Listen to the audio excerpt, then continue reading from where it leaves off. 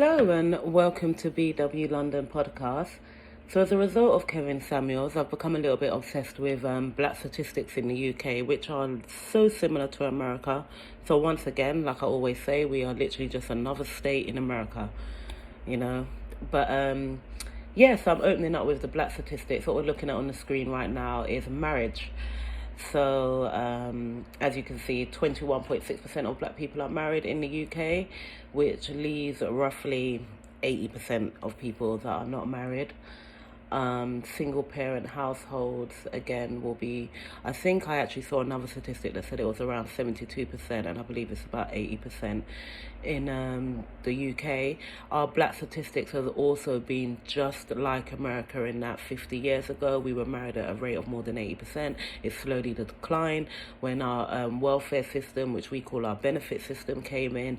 The exact same pattern. The black women of the UK who are mostly first generation Caribbean women, not so much African women, but first generation Caribbean women, they followed the same pattern of relying more on the state than on their men, even once their men started working. And I still don't have an actual answer to that. And I think the answer is somewhere around the 19% that 16 to 90% that actually create all the babies are the only type of men that black women are attracted to, which are the Pookie and Ray Rays, the ones that need to be dismissed, but they're dominating the baby making. And if they are the ones dominating the baby making, they're the ones making the children, they're the fathers. So the children and the fathers are coming out just like them. The girls only know men like them, therefore despise them because most of them are absent. There's just a horrible cycle going on here. And it doesn't seem to be a problem with the majority of our men. I find it hard to believe, but I do believe statistics. Doesn't seem to be the majority of our men. It does seem to be a small minority of our men. But I do believe that that's actually historical, that it's always been a small pool of men that have all the babies. I think that's actually just a human nature thing. So white people are married at a rate of about 10% more than we currently are.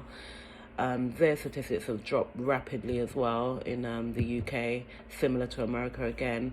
Our Asian community is very specific. Our Asian community are people from Pakistan and India. We do have a different Asian community to America. As you can see, they're married. I'm actually quite shocked to see that it's not even past 50% actually, and I think that's to do with their second and third generations that are now in the UK, and many of them have taken on modern philosophies, especially their women, and I guess these are the results, because that's actually quite low for the Asian community. You've got the mixed community and also other.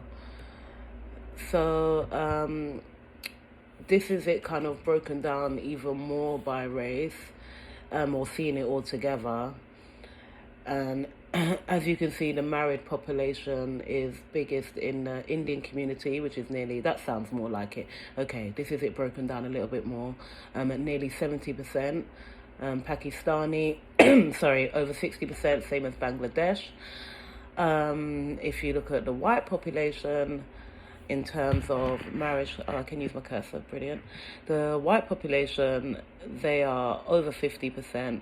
And obviously the white, British, Indian, Pakistani and Bangladesh, they all have an economy. Their money is invested, and they actually have the general wealth that we keep talking about that cannot be done outside of marriage. We can't be a bunch of individuals and create generational wealth. There's so many baby mothers dreaming about generational wealth and creating trust funds as single parent. Not a thing, never been done. This is how it's done.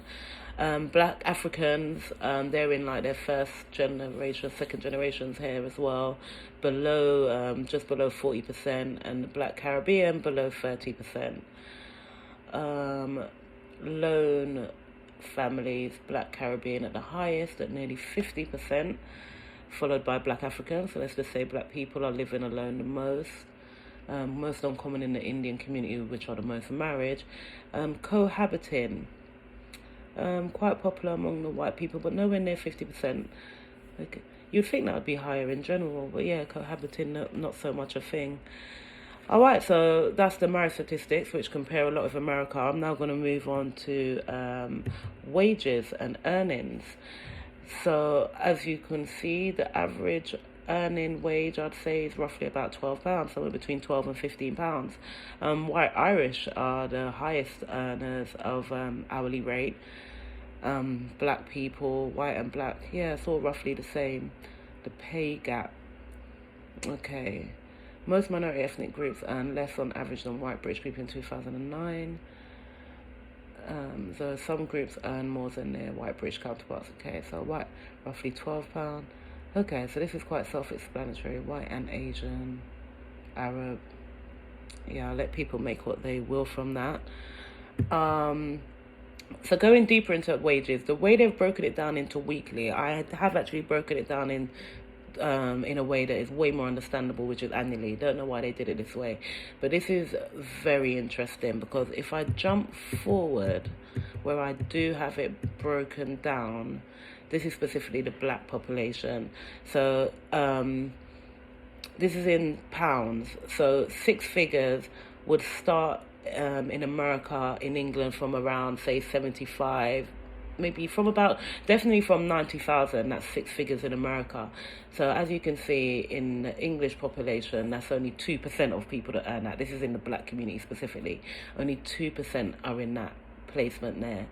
The majority of black people sit between the 10,000 and 20,000 bracket, which is 20%, but then you do have 90% also at the 31 bracket. So you could say the majority of black people, over 40% or just under, no, yeah, we would include that 6%, so just over 40% earn between 10 and 31,000 annually, which in America I'd imagine is about $35,000.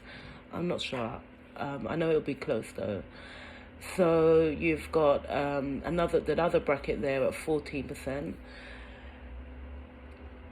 The 11% bracket getting even smaller, 8%, 6% at 62 to 72. And that is a wage that most people consider themselves to aspire to or will definitely get to. And look at that. Just 6% of people between 62,000 and 72,000 in the UK. Only 4% earn 72,000 up to 83. 3% between 83 and 93. 6% on six figures. 2% between 90. That's crazy. That is crazy in comparison to how society and people, especially young people, speak and think of money. So going back, so those statistics were also the same here.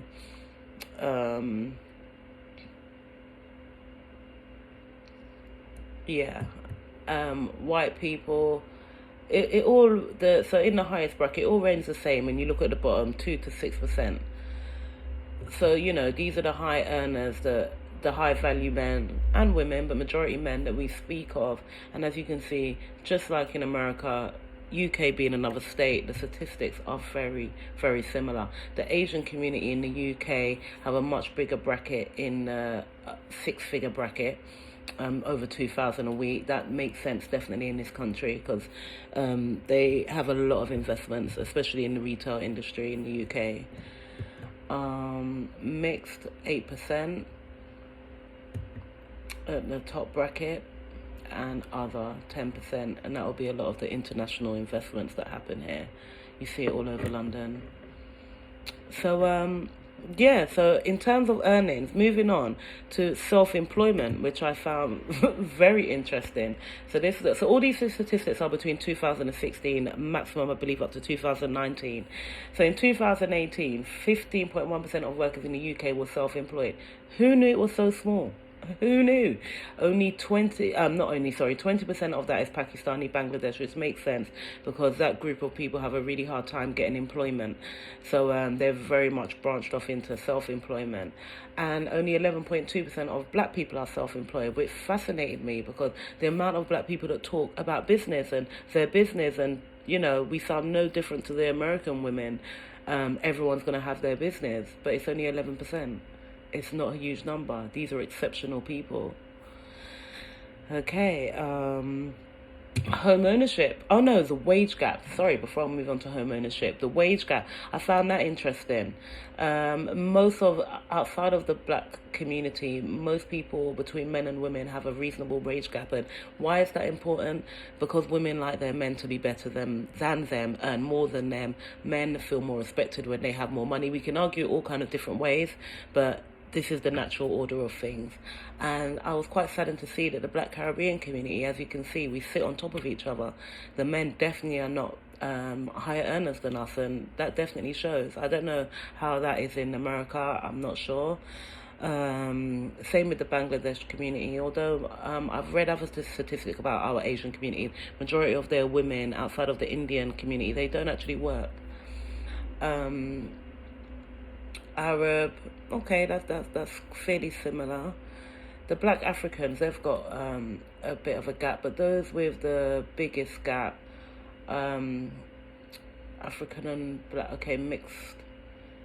But yeah, white British, the Chinese, and the Indians, yep, and they are also the groups with the highest marriage rates, and it does make sense, you know. Seeing the black Caribbean sitting on top of each other in terms of earnings and hourly rates, it actually shows. It shows because black women don't respect their men in the masses. Home ownership. This one surprised me also. So it doesn't have black African here, but I have got the black Caribbean statistics. As you can see, 37% are homeowners, but the majority are not. They rent or in social housing at 45%, or 18% are renting privately. In the white population, nearly 70% have an investment in a home, 16%, and 16% on both sides renting and renting privately. So I'm just going to read what it says down here. 37% of black Caribbean people were homeowners, compared with 68% of people from both the white, British and Indian ethnic groups. That's in 2015-16, combined into 16 and 17. And then we've got here 45% of black Caribbean households rented social housing, compared with only 16% of white British households. Now, I've got to be honest, I've kind of been led to believe that because the UK, the majority of houses are going to be social housing, that white people would occupy them more. But again, this is why you've got to love statistics and facts. That is not the case. The majority of social housing are led by black people who have not been able to afford their own home. And it's not that black people can't afford their own home. They can't afford their own home as lone people. Two people getting together with similar wages, of course you can afford your own home. I know many of black women that are in the bracket of between 55 and 65k a year, which puts you in an 8 to 9% bracket of the overall population, no, of the black community, and in the 10 to 11% bracket of the overall UK population. But they cannot afford a home on that wage. You cannot afford a decent home if you've got children. A single home, yes, but if you've got children, absolutely not. At best, you're getting a 2-bed. Do you see what I'm saying? So it's not that we can't afford it. We are not together. That's why we can't afford it, because we're not coupled up and married. We're not creating generational wealth, the very thing that we keep bragging about. Now, these statistics, they did actually lead on. I did a lot on education, but it was just overwhelming, and I'm not sure I am going to cover that. But what I basically got from the education was that black people in the UK, especially black boys, had actually risen massively, and they were working on par with the Asian community, with the white community. But the problem is, whenever they get to the university level, especially if they go to what would be America's Harvard and stuff, ours is Cambridge, is it Cambridge? Yeah, and Oxford. They seem to fall off there. I know Americans experience the same problems, because once you get there, you realize that you're not of the same social class as these people. They come from families that have long wealth and investments in the actual university itself. You're a nobody there, and the chances of you making it to the next stages is very unlikely. So I found black people were just falling off whenever they got to a prestigious university and stuff. The statistics were really sad. Really sad. There was some other stuff. It was a few weeks ago that I did it now, but I just remember feeling saddened by a lot of the things that I found. All right, well, I'm going to leave it there. I hope that was interesting, and thanks for listening.